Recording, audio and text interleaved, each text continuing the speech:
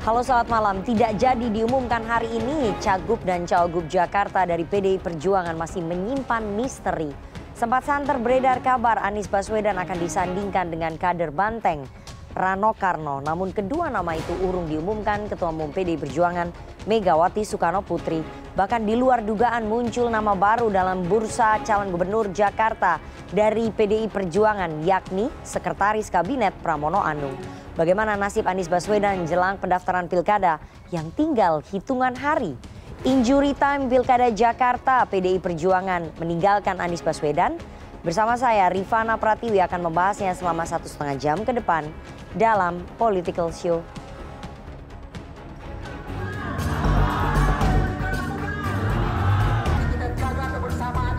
Tadi sudah diketok bahwa revisi Undang-Undang Pilkada tidak dapat dilaksanakan.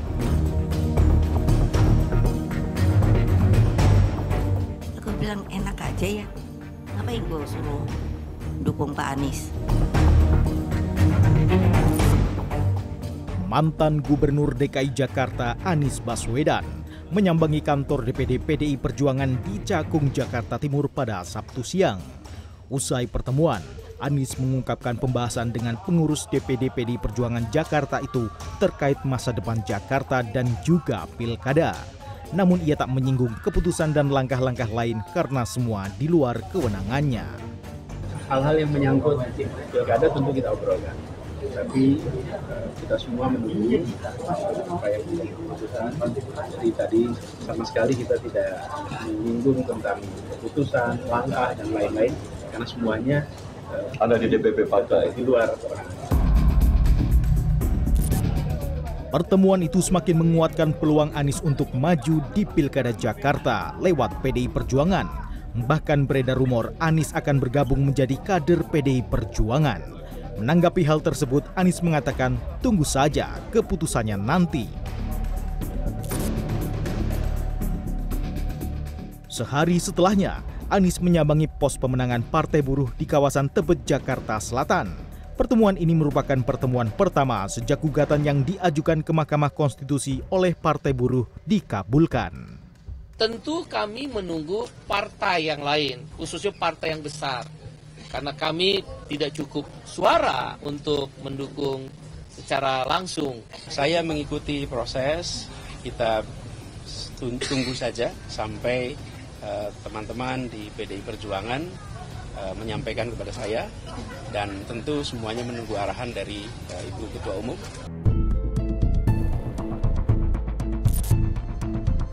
Sebelumnya pada 22 Agustus lalu, Ketua Umum PDI Perjuangan Megawati Soekarno Putri merespon terkait partainya diminta untuk mengusung Anies Baswedan sebagai Cagup Jakarta imbas putusan Mahkamah Konstitusi.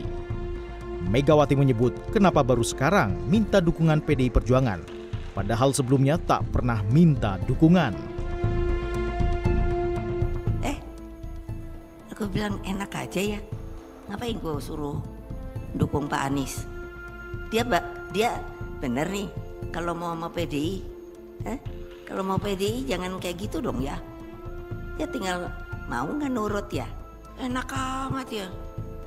Sekarang kita dicari dukungannya, Yop. Bingung saya lu. Lalu kamu kemana ya kemarin sore ya? Oh iyalah. Ayo. Mbok jangan gitu dong.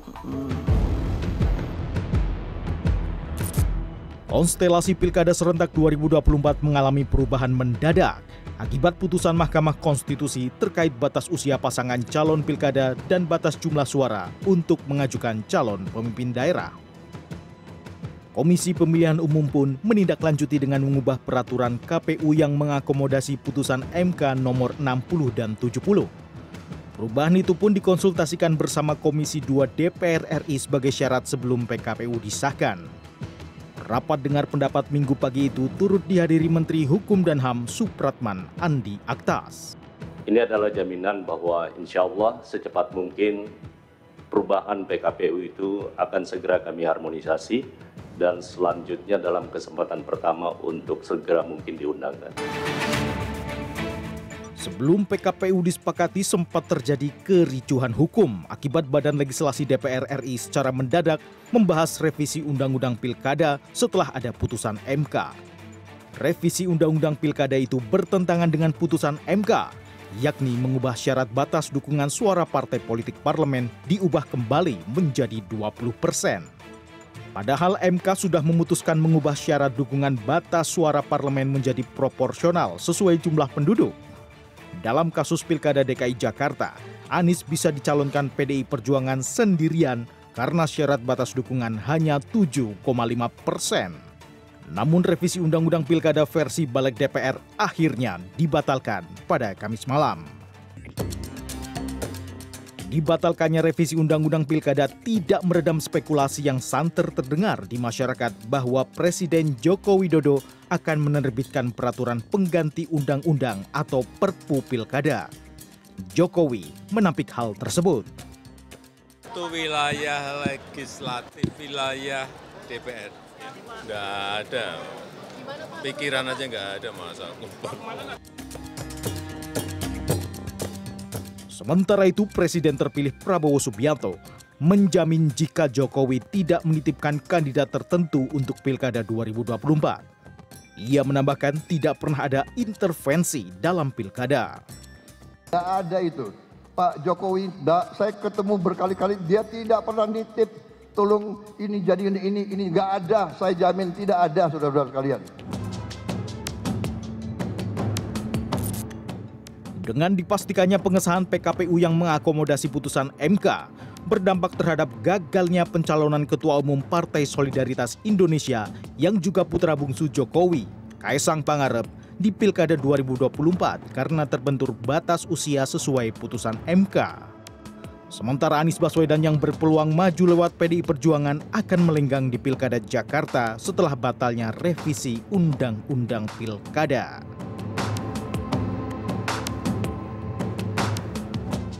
Tim Liputan CNN Indonesia.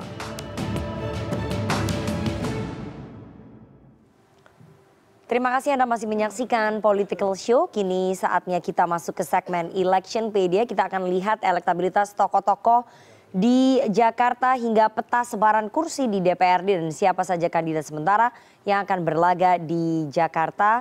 Dan poin-poin apa saja perubahan syarat pencalonan yang mengubah dinamika politik di Pilkada Jakarta. Berikut data yang sudah dirangkum oleh tim Litbang CNN Indonesia. Saya akan tunjukkan yang pertama ada survei elektabilitas tokoh di Jakarta. Baru saja dirilis oleh Saiful Muzani Research and Consulting periode 8 sampai 12 Agustus 2024. Ini via telepon Anies Baswedan di 42,8%. Kemudian Ridwan Kamil di 34,9% dan tidak tahu atau tidak jawab ada di 22,3%. Ini adalah versinya SMRC atau Saiful Muzani. Kemudian versi Litbang Kompas, surveinya periode 5 sampai 20 Juni 2024, Anies Baswedan di 29,8%, Basuki Cahayapurnama di 20%, kemudian Ridwan Kamil, ini salah ya, Ridwan Kamil di 8,5%. Tidak tahu atau tidak jawab ada 30%. Di Litbang Kompas pada bulan Juni undecided votersnya masih 30%, masih tinggi sekali. Sementara untuk versinya indikator politik simulasi 3 nama top of mind periode 18 sampai 26 Juni 2024 ini salah semua ya grafisnya ya. Anies Baswedan di 43,8%, Basuki Cahayapurnama di 32,1%, Ridwan Kamil di 18,9%, tidak tahu atau tidak jawab di 5,3%. Oke, itu tadi elektoralnya. Peta politik sementara Pilgub Jakarta di poros koalisi Indonesia Maju atau Kimples ini sudah pasti kemungkinan hari Rabu tanggal 28 Agustus 2024 pasangan Ridho atau Ridwan Kamil dan Suswono akan mendaftarkan diri ke KPUD Provinsi DKI Jakarta ya, diusung oleh 12 partai politik. Kita lihat di sini ada Gerindra, Golkar, Demokrat, PAN, PSI, PKB, PKS, Nasdem, P3 dan Perindo. Jumlah kursinya 91. Ini adalah porosnya Koalisi Indonesia Maju Plus atau Kimples. Melawan siapa belum jelas. Karena ternyata PDI Perjuangan hari ini batal mengumumkan calon gubernur dan calon wakil gubernur yang akan diusung di kontestasi Pilgub DKI Jakarta. Kita masih menunggu PDI Perjuangan akan mengusung siapa di Pilkada Jakarta nantinya. Oke, kita lihat slide selanjutnya. Kandidat sementara Pilgub Jakarta ini yang sudah pasti bertarung adalah jalur partai politik. Ada Ridwan Kamil dan Suswono diusung oleh 12 partai politik. Sementara dari jalur independen atau perseorangan ada Dharma Pongrengkun dan juga Kun Wardana didukung oleh 677.468 KTP warga Jakarta. Tapi calon perseorangan ini bermasalah karena ternyata diduga mencatut beberapa KTP milik warga. Itu sudah masuk ke ranah pidana, tapi kepolisian membatalkan kasusnya karena ini merupakan ranahnya Bawaslu kalau menurut aparat kepolisian. Sehingga yang sudah pasti bertarung adalah Ridwan Kamil Suswono dengan Dharma Kun atau Dharma Pongrengkun dan Kun Wardana.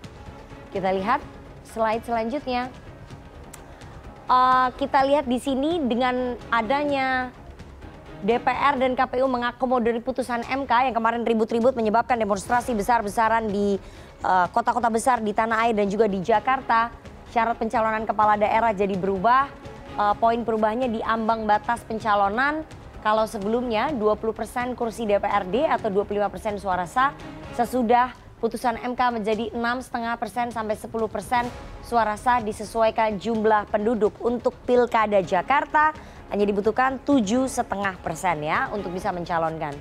Sementara untuk batas usia minimal gubernur ini minimal 30 tahun sebelumnya, tapi sesudahnya minimal 30 tahun saat ditetapkan sebagai calon. Batas usia minimal bupati wali kota minimalnya 25 tahun sebelumnya, setelah ada putusan MK minimal 25 tahun saat ditetapkan sebagai calon.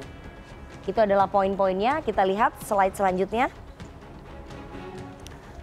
Perolehan suara parpol pemilu 2024 DPRD Provinsi DKI Jakarta. Kita akan lihat partai-partai mana saja yang bisa mencalonkan kepala daerah di Provinsi DKI Jakarta karena ambang batasnya adalah 7,5% ya. Jadi PKS, kemudian PDI Perjuangan, Gerindra, Nasdem, Golkar, PKB, PSI dan juga PAN. Karena batas suara sahnya adalah 7,5% atau 454.884,75 ya. Ini ada 8 partai sebetulnya yang bisa mencalonkan sendiri calon gubernur dan juga calon wakil gubernur di Pilkada Jakarta. Tapi sayangnya 12 partai atau 7 partai ini sudah bergabung di Koalisi Indonesia Maju Plus mengusung Ridwan Kamil dan juga Suswono. Tersisa PDI Perjuangan yang bisa melenggang sendiri sebetulnya untuk bisa mengusung calon gubernur dan calon wakil gubernur. Menarik bahwa hari ini, hari Senin ini, konstelasi politik di Pilkada Jakarta sangat dinamis sekali. Kalau tadinya di pagi hari kita mendengar bahwa mantan gubernur DKI Jakarta sekaligus mantan calon presiden Anies Baswedan akan diusung oleh PDI Perjuangan. Ternyata dalam hitungan menit berubah sekali petanya. PDI Perjuangan tampaknya balik badan dan dikabarkan akan mengusung nama lain di Pilkada Jakarta. Lalu bagaimana peluang Anies Baswedan? Nanti kita akan bahas dengan para narasumber yang sudah hadir di studio. Tapi kita harus jeda terlebih dahulu. Jangan kemana-mana, tetap bersama kami di Political Show.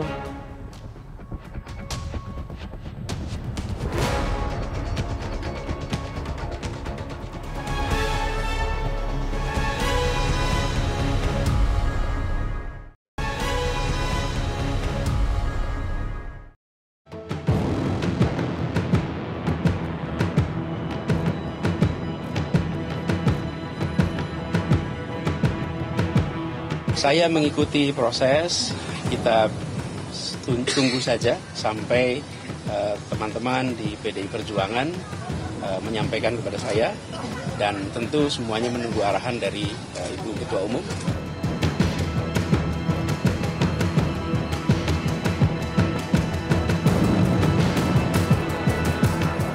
Ya kita berharap semoga bisa fastabiqul khairat gitu saja.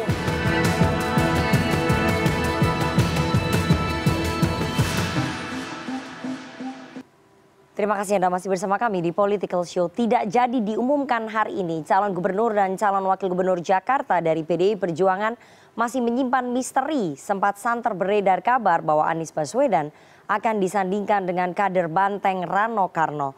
Namun kedua nama itu urung diumumkan oleh Ketua Umum PDI Perjuangan Megawati Soekarno Putri. Bahkan di luar dugaan muncul nama baru dalam bursa calon gubernur Jakarta dari PDI Perjuangan, yakni Sekretaris Kabinet Pramono Anung. Bagaimana nasib Anies Baswedan jelang pendaftaran pilkada yang tinggal hitungan hari? Injury time Pilkada Jakarta, PDI Perjuangan meninggalkan Anies Baswedan. Malam ini kita akan membahasnya dengan narasumber yang sudah hadir di studio. Saya perkenalkan satu persatu. Ada Mas Angga Putra, jubirnya Pak Anies Baswedan. Selamat malam Mas Angga. Selamat malam. Ada Aryo Seno Bagaskoro, jubir pemenangan Pilkada PDI Perjuangan. Selamat malam Mas Seno. Malam Mbak Rifana. Ada Bang Immanuel Ebenezer, politikus Partai Gerindra. Selamat malam Bang Noel. Selamat malam, Ana. Direktur Eksekutif Parameter Politik Mas Adi Praitno. Selamat malam Mas Adi. Selamat malam Rifana. Dan seperti biasa karena pemilih muda ini jumlahnya lebih dari 50% di gelaran Pilkada Serentak 2024, kita akan mengundang suara-suara teman-teman pemilih muda dan bergabung langsung di studio CNN Indonesia. Pada malam hari ini ada Himpunan Mahasiswa Hubungan Internasional Universitas Pembangunan Nasional Veteran Jakarta. Saat malam teman-teman dari UPN Veteran, tepuk tangannya. Nanti teman-teman boleh bertanya, kemudian mengungkapkan unek-unek, mengkritisi partai-partai ini kenapa kok maju mundur. Karena tema kita malam hari ini agak sedikit maju mundur ya. Saya mau langsung ke Mas Seno. Mas Seno, kami sudah mendapatkan informasi sejak pagi bahwa sebetulnya partai Anda, PDI Perjuangan itu berencana untuk mengusung Mas Anies Baswedan bersama dengan Bang Rano Karno. Kenapa itu berubah? Ya gini, jadi memang di PDI Perjuangan daftar atau jadwal untuk mendaftarkan pasangan calon terkait dengan Jakarta ini memang kami simpan di terakhir. Kita tahu betul bahwa Jakarta adalah center of gravity politik nasional. Kita tahu proses di sini begitu melibatkan banyak pihak dan kader internal kami pun ada cukup banyak yang identik dengan Jakarta. Sehingga selain menerima masukan aspirasi dari luar tentang siapa figur-figur yang harus kami calonkan, termasuk dari tokoh-tokoh eksternal yang beredar belakangan, kita juga mendapatkan aspirasi gimana kalau kita godok kader internal kita. Misalnya ada Pak Ahok di sana yang terus muncul. Lalu nama-nama menteri kabinet, misalnya Pak Aswar Anas, kemudian Bu Risma, bahkan muncul Pak Andika Perkasa dulu. Lalu Pak Pramono Anung termasuk. Jadi buat saya, buat kami semua sebenarnya munculnya nama Pak Pram di hari ini bukan sesuatu yang completely new. Ini sesuatu yang memang dari awal sudah kami godok. Dan hari ini pun kami memang masih menanti itu. Jadi memang Jakarta, lalu termasuk Jawa Barat, Jawa Timur memang belum. Tetapi kalau memang ada yang sudah harap-harap cemas bahwa jangan-jangan Jakarta hari ini, ya itulah namanya political show. Jadi kita memang tunggu waktu yang terbaik, momentum yang terbaik, nanti sebelum kita umumkan nama dari kami. Kita punya rule of the game, punya aturan main, dan kami harapkan semua pihak, saya yakin akan menghormati itu. Oke, tapi meskipun pengumuman terhadap Cagup dan Cawagup Jakarta itu disimpan belakangan, komunikasi dengan Anies Baswedan berjalan, bahkan tadi malam sebetulnya sudah ada kesepakatan antara PDI Perjuangan dengan Mas Anies. Itu yang datang ke sana adalah Pak Said Abdullah, kemudian Pak Ahmad Basarah, bertemu dengan Mas Anies, sudah salaman, artinya PDI Perjuangan sudah menyatakan dukungannya. Artinya gini, kesepakatan itu kan bisa dibicarakan dalam bentuk tahapan-tahapan. Kemarin secara formal yang tampak di publik pertama kan pertemuan di DPD PDI Perjuangan Jakarta. Lalu malam ditindaklanjuti pertemuan, tadi pun ketemuan di DPP. Ditemui oleh ketua DPP juga namanya Pak Rano Karno. Artinya kita sudah sebagai partai politik membuka ruang untuk komunikasi, kita membuka ruang untuk menyamakan pemikiran, meskipun kita tidak boleh buta sejarah juga bahwa dalam sejarah demokrasi Indonesia kita pernah berkontestasi dengan Pak Anies, memang. Dan itu ada masa pendukung yang waktu itu sangat fanatik di blok masing-masing. Tetapi kita juga tidak mau menutup kemungkinan bahwa antara waktu Pilgub Jakarta waktu itu dengan hari ini, kita tidak berjalan di ruang hampa politik, Mbak Nana. Artinya ada proses panjang sejarah politik Indonesia, termasuk yang sangat signifikan Pilpres. Yang di situ banyak urgensi dan signifikansi isu yang kami menemukan ada irisan-irisan concern antara Pak Anies dengan kami. Nah, itu yang kami cocokkan. Cuman kan memang pilkada itu nggak hanya 1-2 variabel. Ada banyak sekali variabel di luar itu yang dibilang Bu Mega, bisa nurut nggak? Nurut dengan, kalau kami simpel saja nurut. Itu ntar saya mau tanya tuh yang itu. Jadi itu prosesnya seperti itu. Tapi kami dengar tadi kan Anda mengatakan ya bahwa ada perbedaan fanatisme di pendukung PDI Perjuangan dengan Mas Anies. Yang kami dengar itu menjadi salah satu faktor pertimbangan Ibu Mega bahwa tekanan dari dalam ada perbedaan pandangan yang cukup tajam di internal PDI Perjuangan yang tidak menginginkan Mas Anies. Ya kalkulasi politiknya simpel. Apakah 1 tambah 1 selalu sama dengan 2? Artinya apakah A dan B sama dengan A, B pasti? Belum tentu. Nah itu yang kami simulasikan, kami nggak mau berangkat ke satu kesimpulan yang tergesa-gesa. Lebih baik agak menunggu, toh tunggunya cuma 1-2 hari, karena maksimal kan tinggal 3 hari lagi. Daripada kita mengambil keputusan yang terburu-buru, lalu ternyata menyesal di belakang. Jadi ini yang kami pastikan dulu. Berarti memang ada perbedaan pendapat di internal PDI Perjuangan ya terkait pencalonan Mas Anies ya, ada saya penolakan. rasa itu satu hal yang positif saja. Artinya dalam demokrasi di semua partai, ada banyak masukan yang masuk, ada masukan bukan dari dalam, dari luar pun ada yang memberi masukan ke kami. Itu satu hal yang bagus dan itu semua jadi mungkin karena MK membuka opsi beberapa hari yang lalu. Jadi buat saya ini satu hal yang natural. Tapi nanti pada saat keputusan sudah keluar, siapapun namanya, mau itu Pak Anies, mau itu Pak Pramono, mau itu siapapun yang diputuskan partai, seluruh mesin politik sudah kami siapkan dengan baik. Oke, tekanannya selain dari dalam, artinya perbedaan pendapat selain dari dalam, juga kami dengar ada tekanan dari luar terhadap PDI Perjuangan supaya tidak mencalonkan Mas Anies, karena ini berkaitan dengan kelangsungan hubungan politik antara PDI Perjuangan dengan pemerintahan baru nantinya, Pak, pemerintahannya Pak Prabowo. Ya, kalau itu kan ada rumor-rumor kabar burung yang beredar. Artinya persoalan apakah MD3 akan didorong lagi atau tidak, apakah nanti bagaimana kita akan menjalin hubungan dengan teman-teman di partai politik yang lain.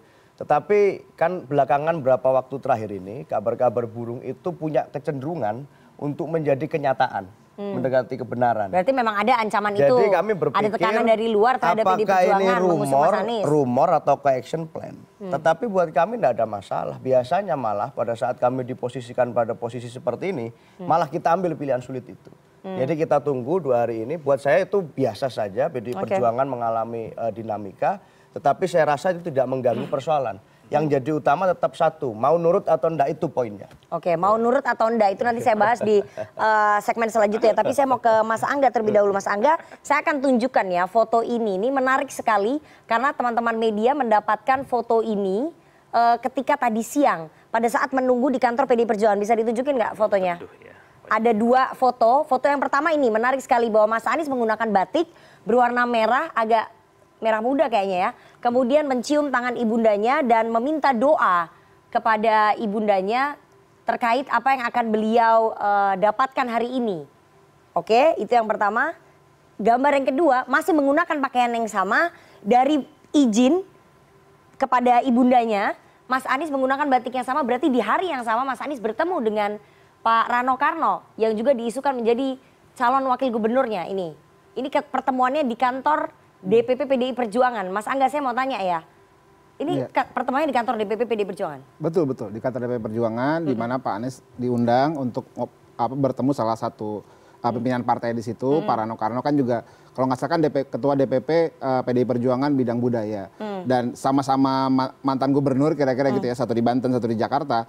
Tentunya kan nggak ada masalah ketika mereka diskusi, sharing pemikiran terkait apa-apa saja sih yang harus dilakukan. Seperti tadi kata Mas Seno, bahwa dalam proses menyamakan visi, menyamakan nilai-nilai antara Pak Anies Baswedan dengan PDI Perjuangan gitu. Jadi ini adalah satu tahapan di mana komunikasi itu berjalan baiklah kira-kira gitu dari keduanya gitu, Pak Anies Baswedan dengan Pak Rano Karno sebagai salah satu ketua DPP di PDI Perjuangan gitu kira-kira. Oke, kenapa ketemunya di hari yang sama pada saat pencalonan ataupun pengumuman pencalonan pilkada? Itu kan bukan suatu kebetulan, Mas Angga. Berarti memang yang kami dengar informasinya Pak Anies sudah berada di kantor DPP PDI Perjuangan di Gedung B, tadi Anda katakan kan, di Gedung B pada pukul 11, sebetulnya menanti untuk diumumkan, tapi ada perubahan sikap di PDI Perjuangan. Saya sih nggak tahu bahwa itu akan diumumkan, karena kan dari kayaknya undangan yang udah beredar, list nama yang diumumkan memang tidak ada DKI Jakarta, tidak ada Jawa Barat, tidak ada Jawa Timur, sehingga posisi Pak Anies datang ke sana ya bertemu dengan Pak Rano Karno, diundang untuk ketemu tindak lanjut dari pertemuan sebelumnya di DPD PDI Perjuangan di Cakung kalau nggak salah gitu ya. Ketemu di situ, lalu ketemu lagi dengan ketua DPP untuk sharing pengalaman, sharing. Ketemu Pak Said. Kalau Pak Said kan malamnya tadi kata Mbak Rifana gitu kan. Jadi proses-proses penyamaan visi dan misi itu tetap terus dilakukan karena kita memahami bahwa Pak Anies punya rekam jejak, PDI Perjuangan juga punya rekam jejak, PDI Perjuangan punya nilai, Pak Anies juga selama jadi gubernur juga punya nilai juga gitu, apa-apa aja yang diperjuangkan dan ke depan mau ngapain gitu. Itu yang harus disamakan sehingga tidak ada tidak ada perbedaan dalam proses nanti ke depan gitu. Sehingga pokoknya ke depan nilai-nilai PDI Perjuangan dan nilai Pak Anies itu bisa sinkron dan jalan Artinya bersama. bertemu dengan Bang Rano Karno ini adalah bagian dari penjajakan untuk maju bersama menjadi cagup dan cawagup begitu. Karena kan Pak Rano yang diusulkan oleh PDI Perjuangan. Saya nggak ini tahu saling mengenal cagup cawagup begitu kan? Karena kan ada di PDI Perjuangan pasti punya banyak kader. Kenapa ketemunya nggak ketemu gitu. yang lain gitu? Kenapa ketemunya harus sama Pak Rano Karno yang juga namanya diisukan menjadi calon wakil gubernur? Ini kan bukan suatu kebetulan Mas Angga. Karena ya memang diundangnya untuk ketemu Pak Rano Karno kemarin. Jadi memang sengaja diundang untuk ketemu Pak Rano Karno. Jadi yang notabene diajukan sebagai cawagupnya Mas Anies. Nah, saya nggak tahu prosesnya apakah memang itu yang disodorkan, karena yang kami ketahui bahwa PDIP itu punya banyak kader yang juga sangat mumpuni gitu ya untuk bisa maju di DKI Jakarta gitu, dan itu yang mungkin karena kayaknya kan rumornya udah beredar berminggu-minggu sebelumnya gitu ya, ada poster deklarasi di JIS kalau nggak salah waktu itu, jadi mungkin akhirnya dikaitkan karena ada rumor yang udah beredar, begitu ketemu langsung dikaitkan, oh ini mau pasangan apa segala macam gitu ya. Kita sih terbuka aja, kita terbuka. Mau sama Pak Rano Karno, mau sama Pak Pramono Anung, mau sama siapapun, apa kira-kira yang penting nilai dan ideologinya sama, nilai dan values-nya sama, bisa jalan beriringan bersama-sama gitu kira-kira. Oke. Saya mau ke Mas Adi dulu. Mas Adi, meskipun tadi Mas Seno udah memberikan sedikit bocoran ya, bahwa ada hal-hal yang harus disamakan, seperti perbedaan pandangan, fanatisme antara pendukungnya Mas Anies dengan pendukungnya PDI Perjuangan, kemudian tekanan-tekanan dari luar. Anda melihat bahwa faktor-faktor itulah yang mempengaruhi konstelasi perubahan sikapnya Ibu Mega dalam pengusungan di Pilkada Jakarta, terutama pendukung Mas Anies. Saya kira itu argumen teknis dan cenderung normatif ya. Karena kalau mau jujur sebenarnya secara natural, Anies ini sebenarnya dalam banyak hal cukup sama dengan PDIP. Anies ini adalah alumni Amerika, dia adalah ilmuwan politik yang saat itu di generasinya cukup top. Anies ini adalah aktivis HMI yang kita tahu pemikirannya adalah sangat inklusif, toleran, dan saya kira sangat menjunjung tinggi semangat nasionalisme dan pluralisme, dan mantan rektor Paramadinah. Jadi secara basically Anies ini adalah open minded dan dia cukup terbuka dengan siapapun. Jadi dalam konteks itu sebenarnya PDIP dan Anies itu tidak bisa dihadap-hadapkan. Yang membuat ramai itu karena dulu Anies itu dianggap kanan karena di situ ada PKS, ada 212. Per hari ini tak lagi ada 212, per hari ini tak ada PKS. Jadi Anies ini sudah ihdinas siratal mustaqim, sudah kembali ke jalan yang benar. Sudah berhasil ditarik ke tengah gitu. Betul, sehingga warna-warna yang disebut dengan puritan itu sudah tak ada lagi. Itulah yang saya sebutkan, kalau itu argumennya menyamakan persepsi, kesamaan visi misi dan ide, saya kira Anies dan PDIP nggak ada persoalan, selesai mestinya perdebatan ini. Justru saya melihat ada hal yang jauh lebih politis dibandingkan ini. Saya membaca ya bahwa kalau mengusung Anies Baswedan, ini sebenarnya adalah pertaruhan yang penuh resiko bagi PDIP. Satu, secara ideologi partai, yang kedua dari segi kaderisasi ini tidak bagus. Karena memang PDIP di berbagai tempat yang penting memuliakan kadernya. Kalah menang di pilkada itu urusan bonus. Tapi kan Banten mengusungnya Bu Airin, bukan kader. Ya betul, tapi kan memang di Jakarta itu kan surplus nama-nama orang besar. Ada Ahok, ada Pramono, ada Andika, dan seterusnya. Kalau di Banten memang harus diakui tak ada orang. Begitupun di Sumut tak ada orang. Wajar kalau kemudian ada kader eksternal yang dimunculkan. Beda cerita di Jakarta. Di Jakarta saya kira melek aja. Itu mulai dari sekelas Masinton Pasaribu, Pras itu muncul di mana-mana, Pak. Ada Eriko Sutarduga dan semacamnya. Yang ingin saya katakan, elektabilitasnya nggak tinggi. Yang ingin saya katakan adalah ini yang saya sebut sebagai hal-hal sifatnya ideologis dan politis. Tapi ada yang menurut saya cukup prinsip. Bagi saya ini mungkin adalah bahasa politik dari PDIP ya. Karena kan ada narasi-narasi yang belakangan muncul bahwa PDIP sebenarnya tidak ingin membuat jarak yang jauh lebih ekstrim dengan Prabowo Subianto. Artinya apa? Kalau PDIP tak mengusung Anies, ini tentu sebagai pintu masuk sebagaimana membangun jembatan komunikasi kepentingan bagaimana PDIP membangun kerjasama dan harapan di 5 tahun yang akan datang. Karena kalau Anies yang dipasang, ini akan mendidih suasananya. PDIP akan digaris sebagai sosok yang ikut membesarkan duri dalam daging, ini dianggap membesarkan macan kan, yang saya kira akan menjadi rival di 5 tahun yang akan datang. Anies kalau jadi gubernur, yang terancam bukan hanya Prabowo, yang terancam bukan hanya Gibran, PDIP sekaligus Pak terancam. Jadi kader-kader PDIP itu bisa wassalam juga itu, karena Anies lah yang akan jadi bintang. Jadi hal yang semacam ini yang saya lihat bahwa persoalan Anies ini terlampau mentereng soalnya, dan mengancam begitu banyak kepentingan politik.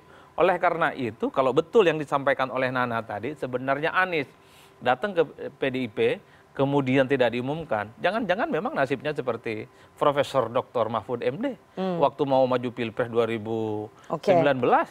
Beberapa jam sebelum diumumkan, semua orang tahu. Udah mau akad nikah, kemudian ganti pasangan. Batal, bisa jadi ini kejadian. Ini kejadian. Oleh karena itu, kalau betul hari ini Mas Anies itu sudah ke DPP, PDIP dan gagal diumumkan, kok rasa-rasanya hilal Anies diusung oleh PDIP itu agak gelap gulita lah kira-kira begitu. Jadi hilalnya gelap gulita ya? Ya kalau ini dibatalkan, ini 2 hari lagi loh nak. Kapan lagi ini PDIP akan segera mengumumkan soal siapa kandidat mereka. Bahwa Seno tiap hari bilang ini persoalan teknis, nanti ada injury time. Mungkin nanti ada yang disebut dengan extra time. Soal pengumuman Jakarta, Jawa Tengah, udahlah ini teknis-teknis saja sebenarnya. Kalau ujungnya gelap gulita. Betul, kalau iman politiknya cocok, secara politik sama-sama menguntungkan. Malam ini aja deklarasi barang ya enggak? Bisa deklarasi di Tugu Monas sana itu loh. Bahkan di Banten kan PDIP versus Kim Plus ya, PDIP versus everybody itu. Kalau begitu enggak juga, di Banten juga friendly match. Airin ini orang Kim Plus kok, orangnya Golkar per hari ini. Kecuali Airin pindah malam ini, pindah ke Merah, ngelawan apa namanya, jagoan dari Gerindra, baru head to head. Problemnya adalah begitu head to head kalau betul. Andra Soni Gerindra, Airin Golkar. Jadi siapapun yang menang, ini masih orangnya Prabowo juga ini barang.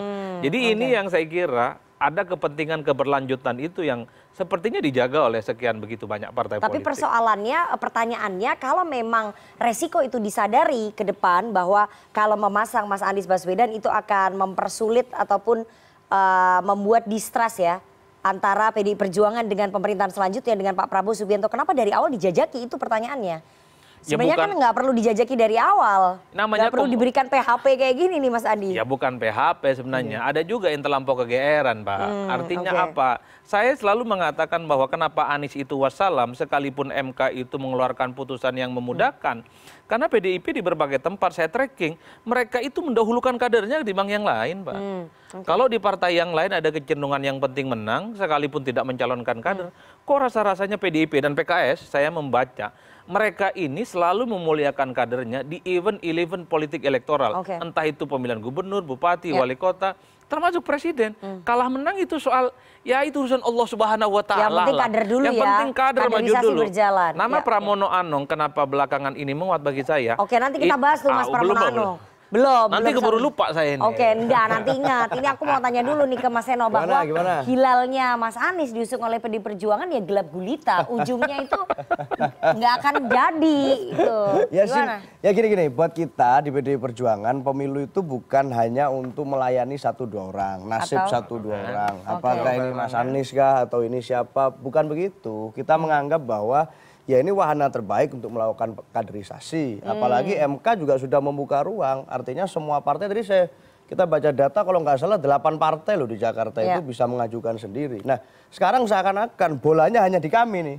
Artinya karena yang punya kesempatan hanya PDI Perjuangan, yang lainnya 12 sudah diborong sama Kim Plus. Makanya itu seakan-akan nasib Mas Anies itu hanya tergantung pada kami. Padahal kalau bicara tentang kaderisasi, bicara tentang kesempatan menyerahkan kader terbaiknya untuk bertarung di pilkada, itu bukan hanya kami yang bisa melakukan itu.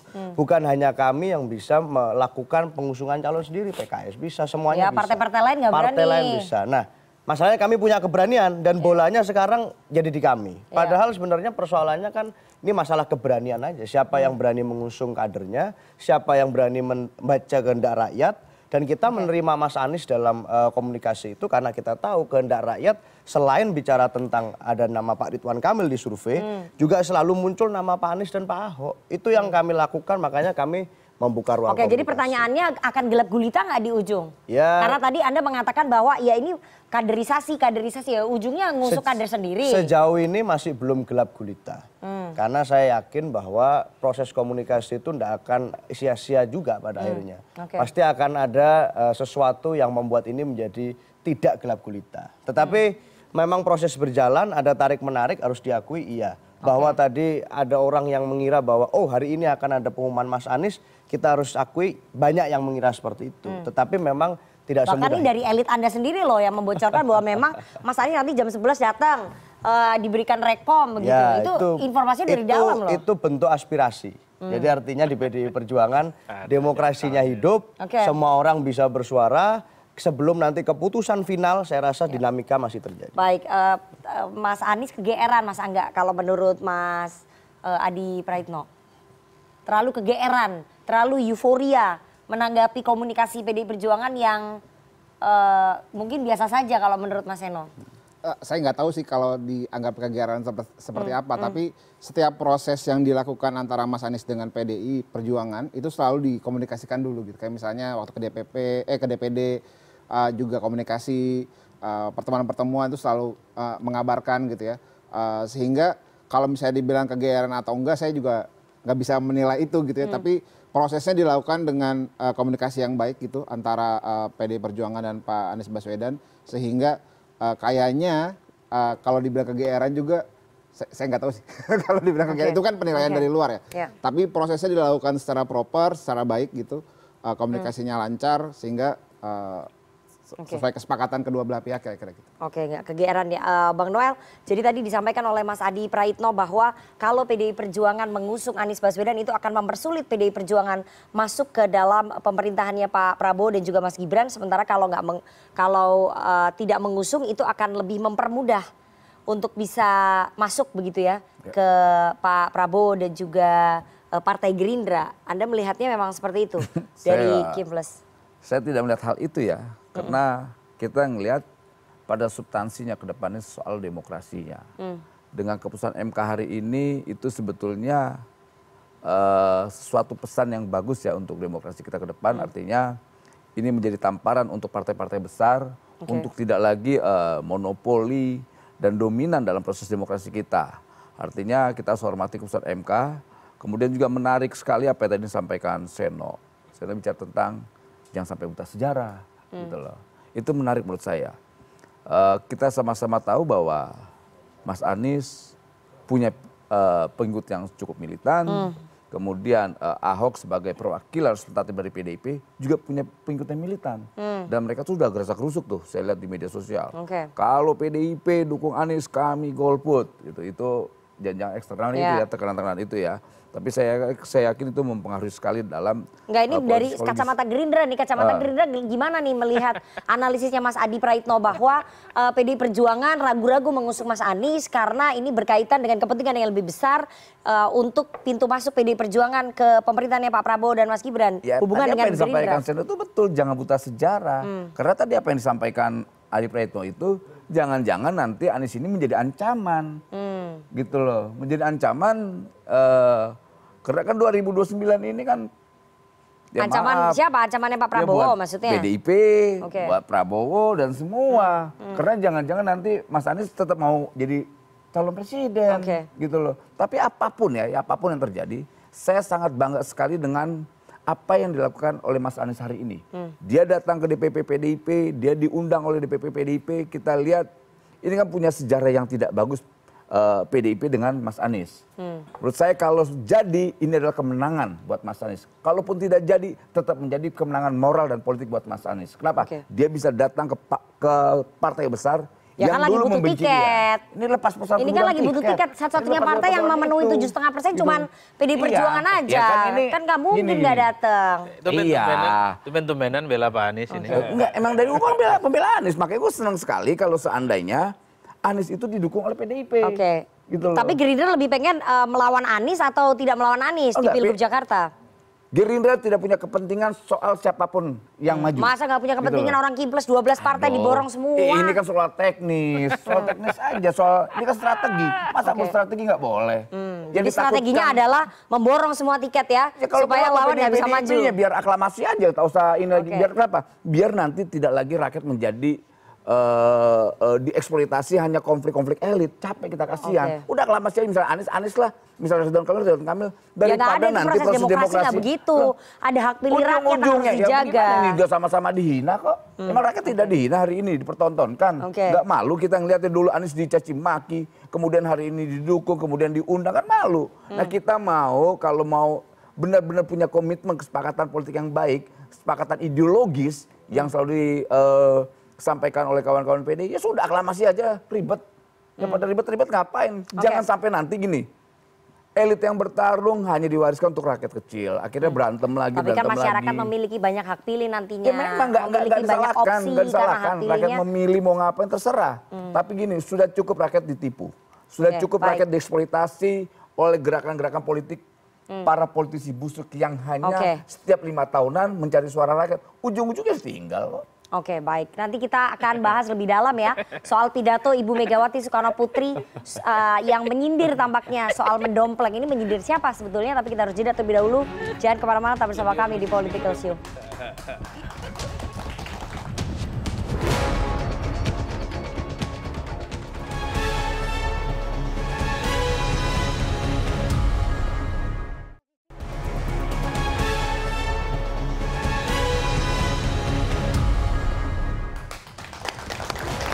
Terima kasih Anda masih bersama kami di Political Show dan kita akan lanjutkan dialog kita pada malam hari ini. Saya putarkan dulu ya, ini pernyataan resmi dari Ibu Megawati Soekarno Putri, Ketua Umum PDI Perjuangan tadi siang di kantor DPP setelah mengumumkan beberapa nama cagup dan juga cawagup.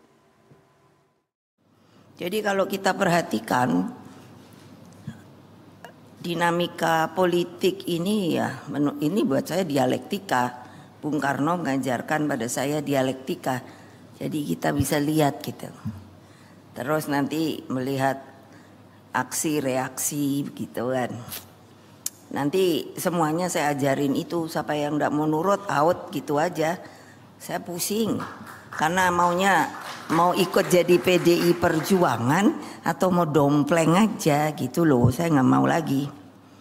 Ya kalau konsisten aja, kalau mau jadi masuk PDI Perjuangan dia jadi dengan namanya lahir batin tuh ya rohnya roh PDI Perjuangan. Saya tadi nanya itu sama itu Mbak Airin, ya nanti mesti pakai ini loh, merah hitam loh. Iyalah mau dijadikan, tapi coba masa nggak pakai merah hitam? Ya gimana? Terus maunya jadi apa? Independen. Oke, saya mau tanya ke Mas Seno. Mas Seno, pernyataan Ibu Mega kalau nggak mau nurut, ya udahlah saya maunya yang nurut-nurut aja. Jangan maunya hanya mendompleng. Harus masuk menjadi kader PDI Perjuangan, ini ditujukan ke siapa? Ke Mas Anies Baswedan? Ya ke semuanya, siapapun tokoh-tokoh eksternal yang kira-kira pengen kerjasama dengan PDI Perjuangan. Termasuk Anies Baswedan? Termasuk Anies Baswedan. Jadi harus jadi kader PDI Perjuangan? Bukan masalah jadi kader atau enggak. Tapi jangan memperlakukan partai itu semacam batu loncatan aja. PDI Perjuangan ini kita terbiasa dengan berbagai macam nilai yang diinternalisasikan melalui kaderisasi, proses dan seterusnya.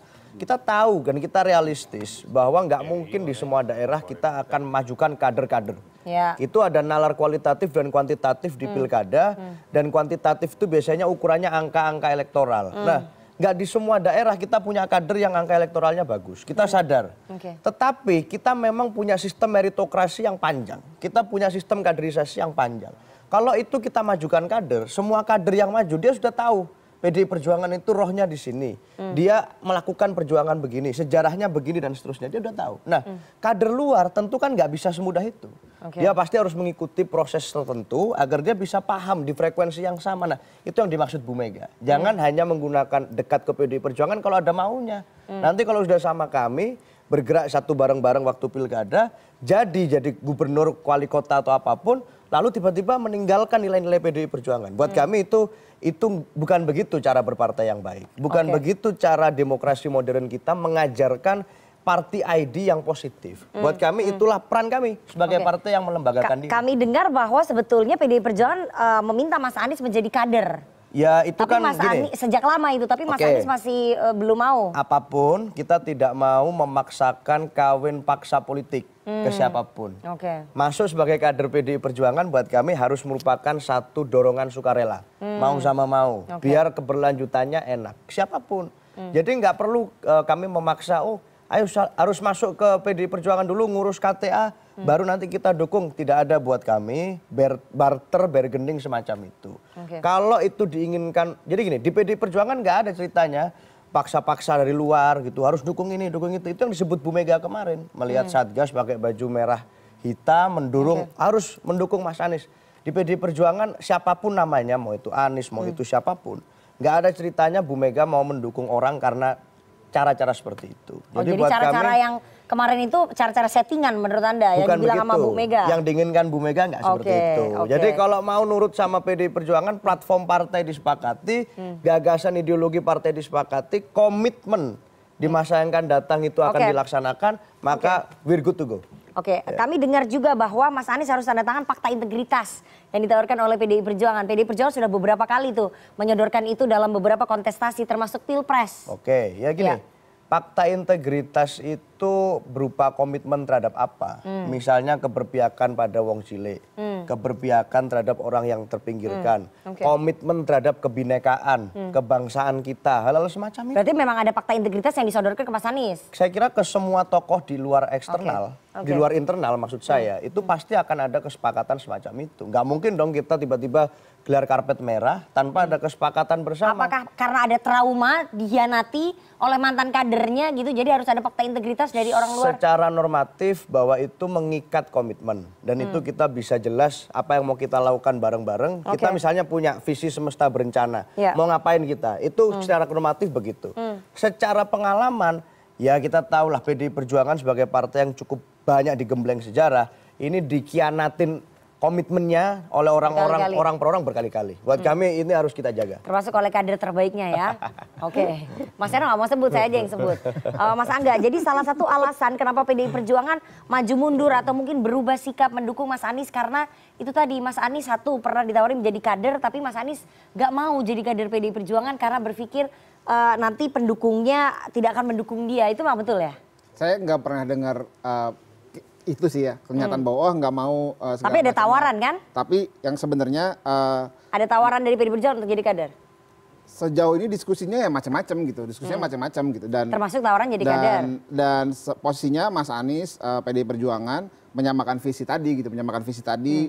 Tentunya ada kesepakatan-kesepakatan, misalnya kaitannya sama wong cilik gimana sih di Jakarta gitu. Dan selama ini kan Pak Anies di Jakarta juga memperhatikan teman-teman rakyat miskin kota gitu ya.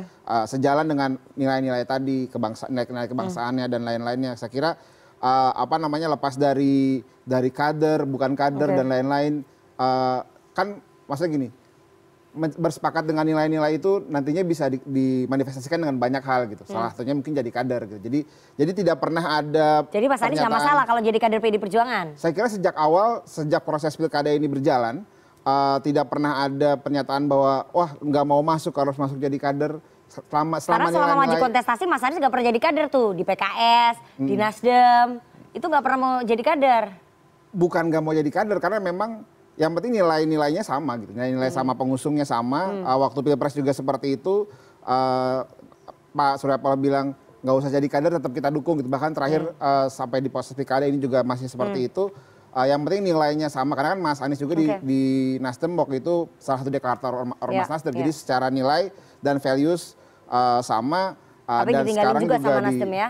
Ya itu kan dinamika partai, kita menghargai itu semua gitu. Tapi salah satu selain soal tawaran menjadi kader, kenapa kemudian PDI Perjuangan belum mau mengusung Mas Anies? Karena Mas Anies nggak mau tanda tangan fakta integritas.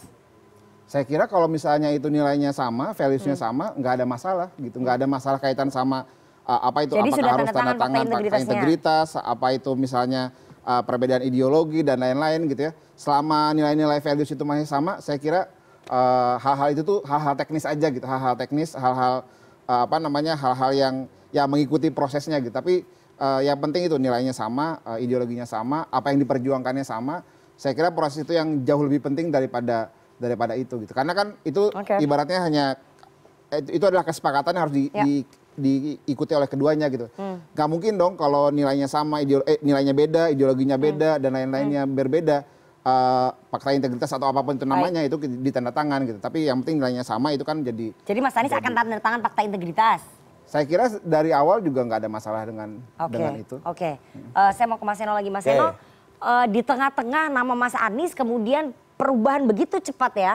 Kami wartawan ketika ada di DPP PDI Perjuangan dari pagi kami dapat informasi bahwa itu namanya Mas Anies. Kemudian tiba-tiba jam 1 siang itu berubah menjadi Mas Pramono Anung dengan Bang Rano Karno. Ya saya yakin tadi Mbak Rifana juga mencermati dari dekat tentang proses di DPP partai. Artinya memang itu semua sudah terjadwal dan undangannya sebenarnya kalau kita melihat versi cetak itu Jakarta memang belum ada. Jadi bahwa itu ada informasi, oh akan ada Jakarta begini-begini. Ini karena mengikuti saja dinamika yang muncul dan bahwa Pak Anies memang ada pertemuan dengan Pak Rano di Gedung B. Jadi lalu informasi itu banyak bermunculan. Jangan-jangan Jakarta ya. Nah, nama Pak Pramono itu sebenarnya dari awal juga salah satu nama opsi yang kami godok. Kenapa Mas Pram itu muncul? Saya kira beliau sebagai sosok mantan sekjen partai yang sekarang bertugas sebagai sekretaris kabinet punya kemampuan visioning komunikasi politik yang sangat baik, kemampuan merangkul banyak pihak yang sangat baik, dan kepemimpinannya diakui di setidaknya masyarakat yang pernah berasal dari Jawa Timur tahu beliau. Itu di Jakarta kepemimpinan beliau dikenal sebagai pemimpinan yang merangkul. Sehingga saya rasa nama beliau muncul bukan sesuatu yang surprise buat saya. Dari lama beliau namanya sudah ada. Bahkan not less of surprising daripada misalnya munculnya nama Pak Suswono. Tapi namanya itu nggak ada di survei, elektabilitasnya nggak ada.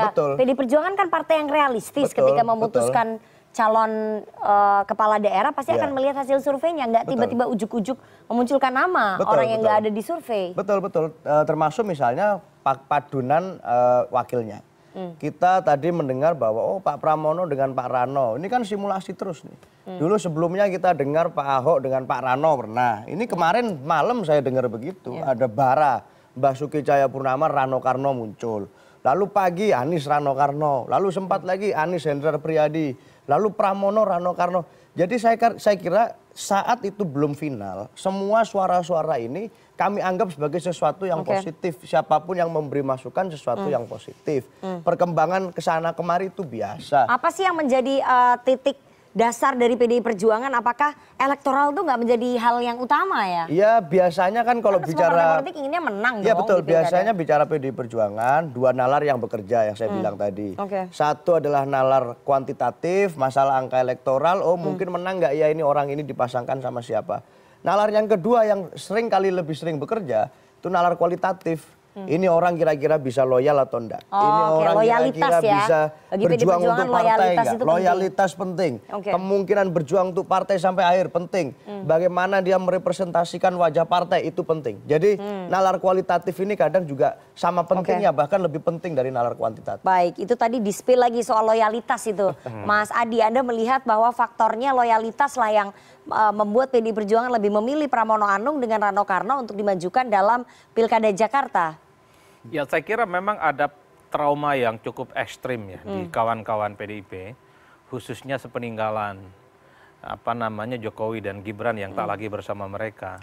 Oleh karena itu sebenarnya jika ada pihak eksternal, sebut saja misalnya orang seperti Pak Anies Baswedan dan Airin, jangan sampai menganggap PDIP itu seperti rental mobil sebenarnya. Setelah dipakai sampai tujuan dia kemudian tidak dipakai lagi.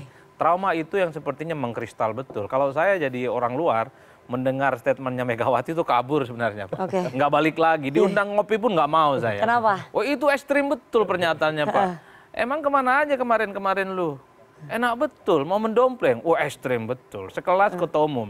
Itu fatwa politik, nggak ada yang bisa membantah dan tak ada yang bisa mengedit. Kalau saya memperhatikan pernyataan Megawati, selalu hitam dan putih, nggak bisa ditawar oleh siapapun, even oleh kadernya sekalipun. Oleh karena itu, kalau kemudian at the end bahwa yang diusung adalah Pramono Anung, itu fatwa politik. Kadernya itu harus tegak lurus, nggak peduli kalah menang. Ini kader, orang baik. Mau apa kau dengan keputusan politik ini? Oleh karena itu, ketika statement-statement yang belakangan ini muncul, memprioritaskan kader internal, kemudian mengusung calon yang sudah lama berpartai, saya kira ini sebagai bentuk aspirasi penebalan dari dalam, bahwa di PDIP adalah membangun partai itu jauh lebih penting ketimbang hanya menokohkan seseorang yang juga belum tentu memberikan loyalitas dan ketaatan kepada partai. Ini pilihan aman ya buat PD Perjuangan menurut Anda? Saya kira ini untuk konsolidasi internal bagus. Meski harus diakui kalau nama-nama yang belakangan ini kita diskusikan seperti Pramono Anung termasuk Ahok sekalipun, kalau untuk bertanding di Jakarta berhadapan dengan Ridwan Kamil, harus kita katakan, kita lihat dari jauh agak berat secara angka statistik. Tapi itu tadi, PDIP ini yang penting lawan dulu, menang itu perkara belakangan. Oleh karena itu bagi saya, hal-hal yang sifatnya kuantitatif soal bagaimana kemungkinan menang, ya memang jawabannya ada di Anies Baswedan. Tapi itu tadi, footnote terkait dengan Anies Baswedan banyak sekali. Footnote pertama tentang ideologi, footnote kedua tentang visi misi, footnote ketiga terkait dengan fatsun yang berbeda, yang ketiga memang luka lama soal politik pilkada Jakarta yang membelah efek dari politik identitas. Jadi PDIP sepertinya lukanya itu belum sepenuhnya hilang terkait dengan masa lalu, termasuk soal bagaimana Jokowi telah meninggalkan mereka itu. Oke, Bang Noel, Anda ngelihat bagaimana kalau misalnya PDI Perjuangan mengusung Pramono dengan Rano Karno, bukan Anies Baswedan dengan Rano Karno. Buat Kim Plus gimana? Ya kita senang-senang aja, Kim Plus nggak pengaruh. Kalau mau mau Ahok, mau apa, kita senang-senang aja. Nggak ada masalah. Di Kim Plus itu semua telah terkonsolidasi dengan baik. Artinya ketika mandat partai yang sudah diberikan ke Mas Ridwan Kamil, itu sudah jelas bahwa ini jalankan, ada problem-problem di Jakarta yang harus Anda selesaikan. Tolong diselesaikan, jangan sampai nanti tidak diselesaikan. Kalau tidak diselesaikan, ini lihat pada marah semua nih, 8 partai ini. Karena jangan sampai kita usung kemudian kalian tidak bisa menjalankan amanat itu. Dan karena ini kan kebutuhan rakyat Jakarta, masyarakat Jakarta. Agar apa? Jakarta itu jauh dari kemacetan. Jakarta itu jauh dari kesembrautan gitu loh.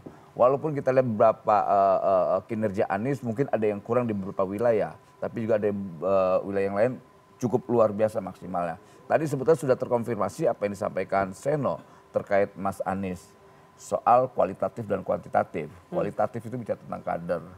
Kemudian dan sebagainya. Nah ini kan punya trauma masa lalu PDIP soal kualitatif ini ya. Tadi kalau disampaikan Adi Prayitno soal Pak Jokowi ninggalin ini, kemudian Mas Gibran, belum lagi Medan, Bobi ya, banyak aja. Sebetulnya apa yang PDIP lakukan sudah banyak, artinya PDIP sebetulnya ya tidak pantas ngomong ideologis karena banyak hal-hal yang ideologis juga dilanggar. Gitu. Contohnya? Ya hari ini misalnya, dulu mereka mencaci maki Anies, kemudian bla bla bla, kemudian hari ini gimana gitu. Maksud saya, karena tidak ada hal yang ideologis menurut saya yang harus dipertentangkan hari ini. Loh, Ridwan Kamil soal NKRI luar biasa. Soal apa ya, sama juga Mas Anies. Emang Mas Anies tidak NKRI banget, tidak Pancasila banget gitu loh. Anda jadi belain Mas Anies banget loh ini loh. Bukan, ini gini ya, ini pilkada ini momentum kita sebagai anak bangsa rekonsiliasi. Dan siapa dulu yang menolak rekonsiliasi ini? Siapa? Ya, kan kita tahu dulu yang menyampaikan saya teroris, Anies HTI dan sebagainya. Itu maksudnya PDI Perjuangan? Saya nggak mau bilang ini. Jadi nggak ada ideologisnya Mas Seno, PDI Perjuangan. Kalau dulu mencaci maki Mas Anies, sekarang jadi mendekati Mas Anies. Nggak ada urusannya saya rasa, karena kita juga belum sampai ke kesimpulan kan. Artinya kita masih berproses di situ, kita menguji juga apakah ini bisa dikompromikan atau enggak pertemuan dengan Mas Anies di pilkada ini. Problemnya kan satu, kita ini tidak berjalan di ruang hampa politik. Kita memang pernah menghadapi pilkada Jakarta yang begitu banyak menyisakan fanatisme. Tetapi antara pilkada Jakarta yang waktu itu dengan pilkada sekarang, ini kan ada proses politik, termasuk pilpres. Dan di pilpres itu kita bisa bicara dengan banyak teman secara formal maupun informal, termasuk dengan Mas Anies tentang concern yang kita hadapi masih ada luka lama itu loh yang dibilang Mas Anies. Masalah luka-luka itu saya rasa tidak ada luka yang terlalu dalam yang tidak bisa disembuhkan. Cara menyembuhkannya satu, yaitu dengan membuktikan bahwa komitmen kita tetap jalan dan kita menang di pilkada. Nah artinya kita ingin menang iya, tetapi jangan sampai kemenangan itu menggadaikan nilai-nilai utama yang kita bangun selama ini. Mas Anies menjadi satu figur yang menarik bagi warga Jakarta, mungkin iya kita harus akui. Tapi kader-kader kita pun juga banyak yang menarik bagi warga Jakarta. Mas Anies pernah punya pengalaman buruk dengan kami misalnya di pilkada, ya kita harus akui. Tetapi bahwa di pilpres kemarin kita punya concern tentang melawan nepotisme, melawan politik yang anti demokrasi, kita ketemu di irisan itu. Jadi why not kita membangun dialog untuk hal-hal yang sifatnya seperti itu. Saya rasa itu bukan persoalan apa, tapi ini tetap pada koridor ideologi. Oke, saya mau tunjukkan ya hasil survei dari SMRC tentang basis pemilih. Saya tunjukkan bersama. Kita lihat di layar. Oke, ini adalah dukungan menurut pemilih partai. Simulasi 2 nama, Anies Baswedan dengan Ridwan Kamil.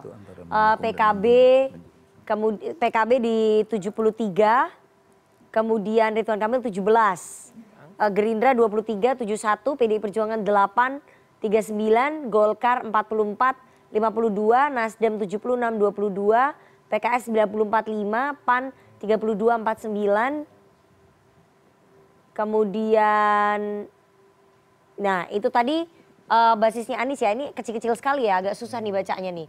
Tapi yang jelas Anies Baswedan unggul pada pemilih PKS, Nasdem dan PKB.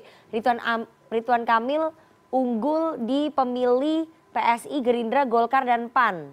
Mayoritas pemilih PDI Perjuangan belum menentukan 50%, tapi yang memilih Ridwan Kamil 39% lebih banyak dibandingkan Anies. Mas Seno, dengan basis pemilih itu tadi ya, sebenarnya lebih banyak pemilih Anda yang mendukung Ridwan Kamil loh dibandingin Anies Baswedan. Tapi kenapa komunikasinya justru terjalin sama Mas Anies? Ya itu yang saya bilang, kalkulasi politik matematika tidak selalu 1 tambah 1 sama dengan 2. Jadi itu yang kita pertimbangkan kenapa kok sampai hari ini ditanya Mbak Rifana tadi, kenapa kok nggak segera mengumumkan Anies? Itu ya karena ada data-data, berbagai data yang berusaha kita baca. Ini kan simulasinya kalau RK dan Mas Anies. Kita nggak tahu kalau ada nama Pak Ahok gimana.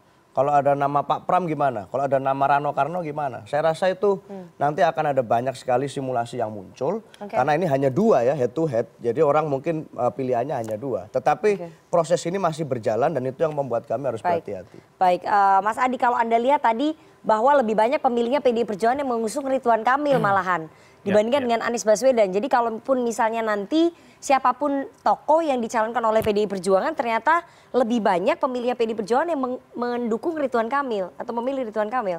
Ada satu istilah yang disebut dengan split ticket voting. Ya. Jadi pemilih partai dengan pemilih calon di 2 event pemilihan itu selalu berbeda. Kalau kita mau iris satu persatu, pemilih PKS itu banyak ke Anies Baswedan. Kalau mau kita cek misalnya pemilih Nasdem dan PKB itu lebih banyak ke Anies Baswedan. Tapi kan kita tahu di Jakarta dan di tempat lain soal kandidasi, ini yang bicara adalah soal oligarki partai. Oleh para filosof disebut dengan demokrasi elit. Jadi soal siapa yang bisa maju dan tidak maju bukan lagi based on survei, tapi bagaimana kecenderungan elit lah yang akan mengkonklusi soal siapa yang akan bertanding di Jakarta dan di berbagai tempat. Kalau kita based on survei, mestinya orang seperti Anies dari awal dapat tiket dong. Ini paling mentereng kok elektabilitasnya sampai Sidratul Muntaha sana, Lamit ke-8. Tapi per hari ini sangat kelihatan sekali kesulitan. Artinya apa? Kaidah-kaidah survei, argumen-argumen kuantitatif itu nggak penting bagi elit. Karena yang paling penting adalah bagaimana mengonsolidasi dukungan yang diusung adalah mereka yang menjadi bagian dari kader partai atau internal partai. Oleh karena itu, kalau kita cek juga PDIP, ya mereka sangat kelihatan sekali, sangat happy dengan Anies Baswedan. Cuma 7% kok ke Anies. Itu menegaskan betapa basis loyal yang selama ini PDIP miliki itu memang belum akur sepenuhnya ke Anies Baswedan. Dan bahkan kalau kita cek di survei kita misalnya, pemilih Anies sangat tidak mau dengan PDIP. Jadi malah justru bertubrukan ya. Oleh karena itu bagi saya, kalau ada pembicaraan antara Anies dan PDIP, itu tak lebih dan tak bukan karena persoalan mentok-mentokan aja. Karena tak ada lagi teman yang bisa diajak bicara. PDIP ini satu-satunya partai yang tidak diajak dalam koalisi mayoritas, butuh Anies untuk teman bicara, dan Anies pun butuh pintu untuk bisa berlayar di Jakarta. Problemnya adalah bicara dengan PDIP jangan pernah berharap untuk bisa dapat perahu. Ini partai besar, nggak gampang juga untuk mudah diberikan kepada orang yang bukan tidak menjadi kader selama ini. Jadi jangan berharap dapat perahu. Jadi kalau misalnya peluangnya Mas Anies Baswedan tidak dapat tiket dari PDI Perjuangan, kira-kira masih ada peluang nggak dari partai-partai lain? Karena kan tadi ambang batasnya 7% ya. Sebenarnya ada 7 partai lainnya, 8 nama PDI Perjuangan. Jadi ambang batasnya 7,5%, ada 8 partai termasuk PDI Perjuangan. Sehingga ada 7 partai lain. Mas Angga melihat masih ada peluang nggak? Saya kira kalau misalnya bicara peluang itu kan deadline-nya kan tanggal 29 pada saat pendaftaran.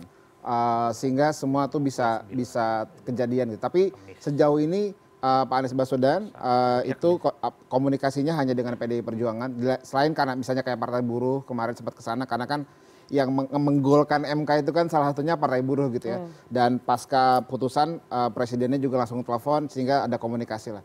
Tapi secara umum pada fase yang sekarang itu Pak Anies Baswedan itu fokusnya ada di PDI Perjuangan. Selain sebenarnya kalau tadi Mas Adi Praitno sempat bilang kaitan sama pemilih gitu ya.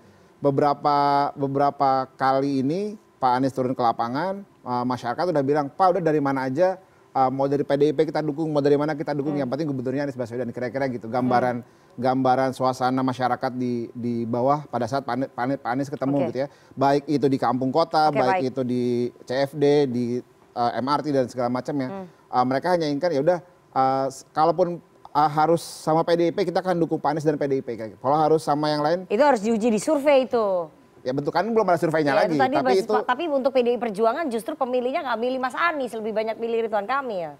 Justru kalau tadi lihat ke sana malah menarik karena PDI Perjuangan itu sangat taat gitu ya, kader-kadernya pun ketika misalnya pemilihnya ditanya ya karena PDI Perjuangannya belum menentukan posisi, masih ada 58% yang belum menentukan posisi gitu. Justru itu jadi hal yang menarik. Jangan-jangan ketika nanti sudah resmi 58 itu semuanya mendukung Pak Anies Baswedan. Kira-kira gitu sih. Itu apakah harapannya Mas Angga saja sebagai jubirnya Mas Anies atau itu juga suara hatinya mahasiswa? Bagaimana melihat peluangnya Anies Baswedan dan PDI Perjuangan? Tapi kita harus jeda terlebih dahulu. Jangan kemana-mana, tetap bersama kami di Political Show.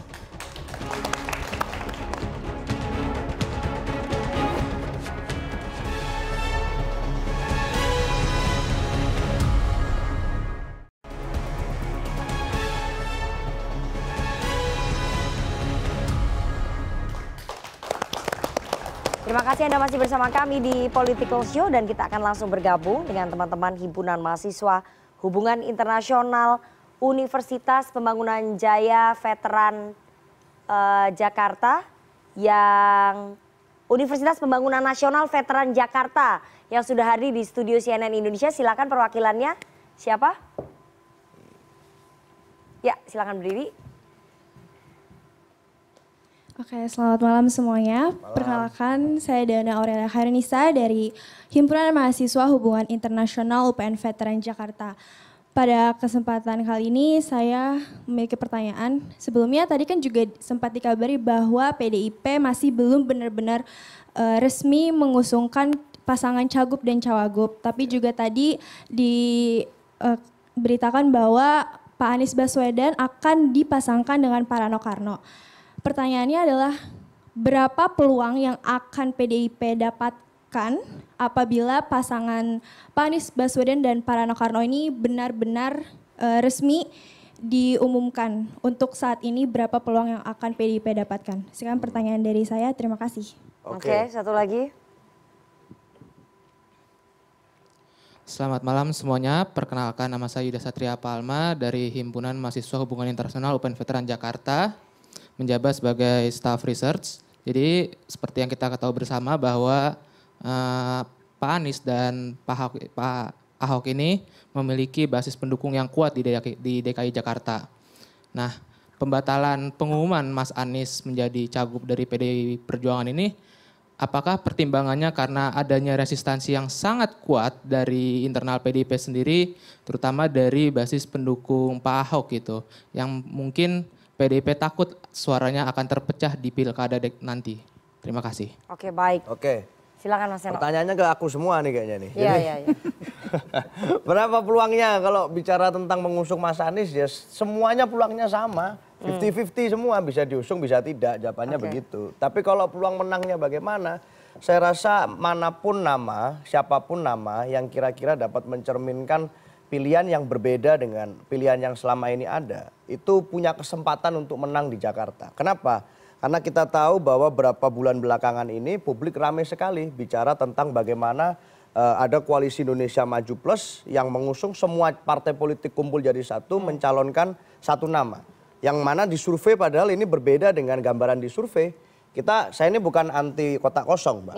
Jadi bisa jadi di daerah lain itu pada saat ada calon yang sangat kuat, itu membuat orang lain enggan untuk maju sehingga hanya tinggal mengerucut ke satu nama. Tapi Jakarta ini beda case. Jakarta ini namanya sangat kompetitif, tapi kok yang muncul hanya satu. Nah, masyarakat mengkritisi, lalu muncul calon independen. Calon independen bermasalah juga, ada KTP dicatat dan sebagainya. Sehingga yang menjadi antitesis dari pasangan itu saya rasa punya kesempatan untuk menang dengan melihat bagaimana nilai kritis masyarakat Jakarta terhadap peristiwa politik akhir-akhir ini. Nah, pertanyaan kedua tadi tentang apa tadi? Apakah kemudian penolakannya itu dari pendukungnya Pak Ahok sehingga khawatir PDI Perjuangan bahwa ini suara akan terpecah? Ya, terima kasih. Jadi kalau di PDI Perjuangan saya rasa saat keputusan itu diambil semua tegak lurus.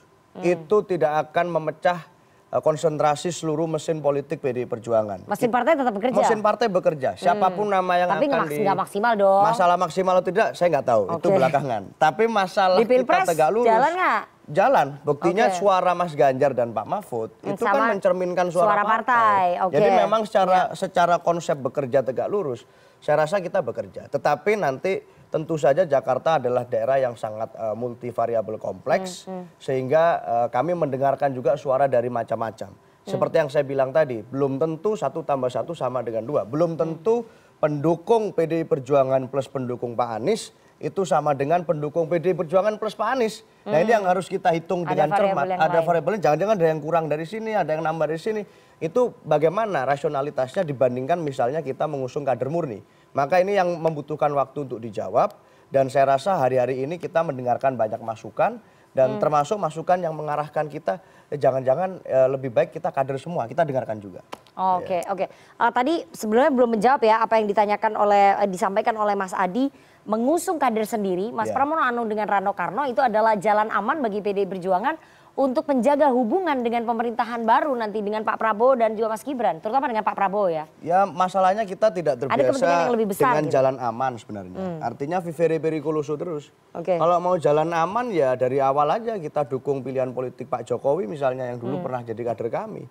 Itu kalau kita mau mikir jalan aman. Cuman kan nalar logika PDI Perjuangan, apa yang diajarkan Ibu Megawati selalu adalah hal-hal yang sifatnya prinsipal. Sama dengan di Pilkada Jakarta, tidak ada yang bisa nyawe-nyawei persoalan otonomi kita akan menentukan siapa. Mau dari pihaknya teman-teman yang mendukung Mas Anies, mau dari pihak yang mendukung Pak Ahok, mau dari pihak yang mendukung Kim Plus misalnya. Nggak ada Raja Jawa yang bisa cawe-cawe. Kita saja yang akan mengambil keputusan secara otonom, dan kita akan buktikan itu. Tapi dihitung nggak sama PDI Perjuangan resikonya kalau mencalonkan Mas Anies ini akan membuat hubungan dengan pemerintahan baru terutama dengan Pak Prabowo itu akan tidak begitu mulus gitu? Ya, semua pilihan politik pasti mengandung resiko, termasuk saat mengusung kader kita sendiri. Resikonya apa? Tentu yang jadi kita sudah bahas. Di dalam survei belum ada yang muncul nama Pak Pramono dan Pak Rano secara signifikan. Itu resiko juga. Tapi siap nggak kita mengambil resiko itu? Kalau kualitatifnya masuk, kita siap. Baik, Mas Angga, kalau misalnya PDI Perjuangan batal mengusung Mas Anies ya, apakah Mas Anies masih berharap ada partai lain yang mau begitu? Kita dengar komunikasinya lagi terjalin lagi nih. Iya, itu tadi kita nggak pernah tahu sampai tanggal 29 gitu. Kalau refleksi 2017 kan juga Pak Anies tuh dipastikan maju itu mungkin jam 4 subuh. Di hari terakhir pendaftaran gitu. Dimana sebelumnya itu nggak pernah ada pembicaraan bahwa Pak Anies akan maju Pilgub DKI Jakarta di tahun 2017. Sehingga sampai tanggal 29 itu selesai, hari itu selesai, kita nggak tahu perkembangan, kita nggak tahu akan terjadi apa. Cuma sejauh ini komunikasi intensifnya sama PDI Perjuangan, jadi belum ada kemungkinan pilihan-pilihan lain gitu ya. Ke depannya kita tunggu prosesnya berjalan, semua bersabar, prosesnya berjalan sampai nanti tanggal 29, 2359 kira-kira gitu.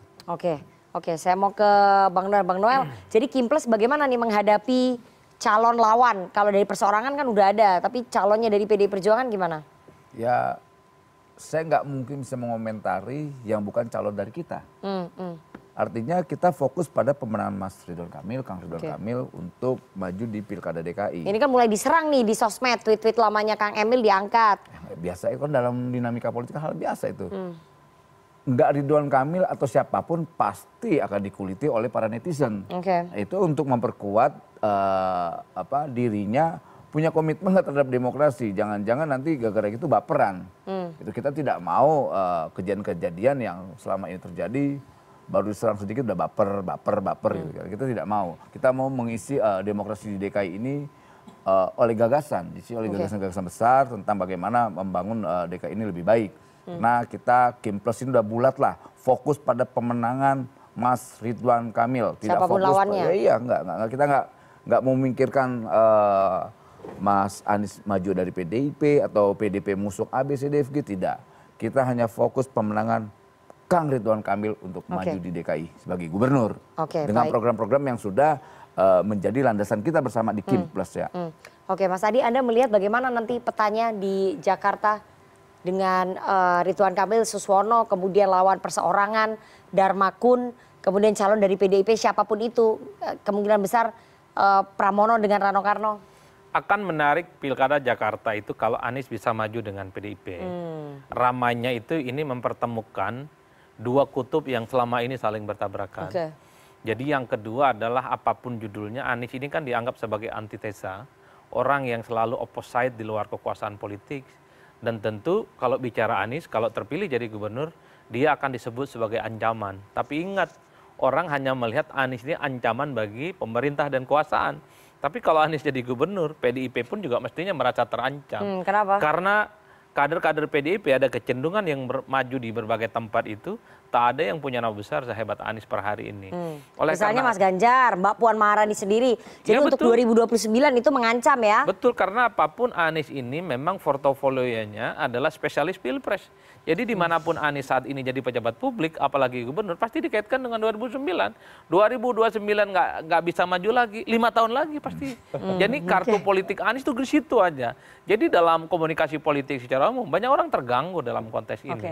Oleh karena itu ada siklus 10 tahunan. Ini bagi pendukung Pak Anies Baswedan dan Pak Anies. Dulu orang masih mendengarkan argumen-argumen survei, orang yang kuat elektabilitasnya ada kecenderungan dikerubungi oleh partai. Sejak 2024 ini, survei itu cenderung dianggap variabel nggak penting. Yang penting itu adalah elit, demokrasi mereka yang menentukan. Inilah yang saya sebut bahwa ke depan rasa-rasanya oligarki akan menjadi penentu segala-galanya soal siapa yang bisa bertanding ataupun tidak. Percuma punya nama besar, percuma punya elektabilitas tinggi kalau tak bisa jadi maju. Dan ini akan sangat mungkin terjadi pada Mas Anies Baswedan di Jakarta. Jadi kalau misalnya Mas Anies nggak bertarung, jadi pilkada Jakarta akan hambar-hambar saja? Saya kira nggak menarik, nggak menarik. Terlampau jomplang pertarungan politiknya. Tentu dengan tanpa bermaksud ingin mendahului kehendak Tuhan, tapi secara angka-angka statistik sulit untuk mengalahkan Ridwan Kamil dan Pak Suswono. Jadi Bung Noel ini tinggal ukur jas, bagaimana mempersiapkan kemenangan nantinya di bulan November di masa yang Insya Allah. Oke, dan kita akan lanjutkan usai jeda. Jangan kemana-mana, tetap bersama kami di Political Show.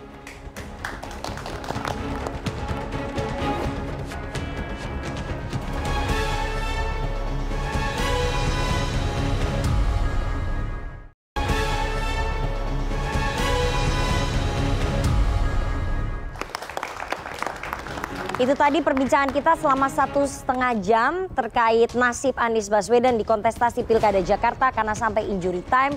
Ternyata Anies Baswedan belum juga mendapatkan tiket untuk melenggang di pemilihan Gubernur DKI Jakarta. Sementara PDI Perjuangan tampaknya masih menghitung resiko-resiko politik, resiko kualitatif dan juga resiko kuantitatif yang bisa didapatkan untuk menentukan siapa yang akan diusung di pemilihan Gubernur DKI Jakarta. Kita akan tunggu karena pendaftaran Pilkada serentak akan dimulai besok Selasa 27 Agustus hingga Kamis 29 Agustus. Apakah PDI Perjuangan akan bersama dengan Anies Baswedan atau justru akan ada nama lain seperti Pramono Anung dan juga Rano Karno yang akan diusung oleh PDI Perjuangan, dan kemana Anies Baswedan akan berlabuh jika tidak mendapatkan tiket di Pilkada ini. Kita akan tunggu konstelasi beberapa hari ke depan.